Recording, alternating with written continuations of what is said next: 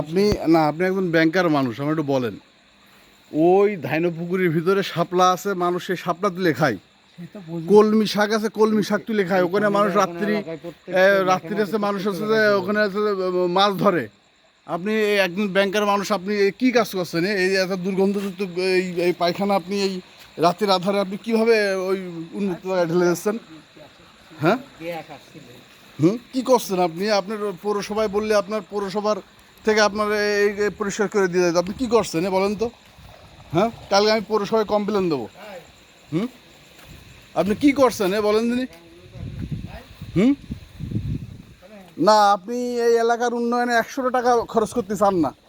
আপনার বললাম এই রাস্তাটা ভেঙে গিয়েছে, আসেন সবাই মিলে মাটি দিয়ে ঠিক করি। আপনি বললেন আমার কাছে টাকা নেই। এই রাস্তা ঠিক করার সময় আপনার বললাম যে আসেন ই করি। আপনি কোনো ব্যয় করতে চান না। আপনি এত বড় বাড়ি করেছেন, করে আপনি এখন এলাকা দূষিত করছেন কি কারণে? কথা না, কি কারণে আপনি দূষিত করছেন বলেন? না, এটা আপনার বলতে হবে। এটাকে আপনি আইনগত কাজ করছেন বলেন। না আপনি ট্যাঙ্কি আপনি পৌরসভা থেকে ভ্যাকিউম নিয়ে এসে সাফ করবেন না? আপনি পৌরসভা থেকে আপনি এটা ই করবেন। আপনি এইভাবে উন্মুক্ত জায়গায়, ওই জায়গাটায় যে কালকে আমার বাচ্চারা ওই পানিতে নামে। আপনি সরি বললে তো হবে না ভাই। এখন আপনি এটা বন্ধ করেন, এটা বন্ধ করেন। কেবল না, মেলাখন তো শুরু করেছেন। আপনার 30,000 লিটারের ট্যাঙ্কি, কম করে আপনার 30,000 লিটারের ট্যাঙ্কি আপনার। এখন যদি বলেন বন্ধ করে দিচ্ছি।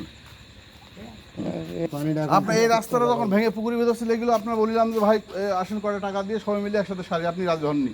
এই রাস্তাটা সারার সময় আপনার ভেঙে গেছে, বললাম যে ভাই আসেন সবাই মিলে মাটি দিই, আপনি তাতে রাজি হননি। আপনি ব্যাংকে চাকরি করেন, এখানে ভুল বাড়ি করেছেন।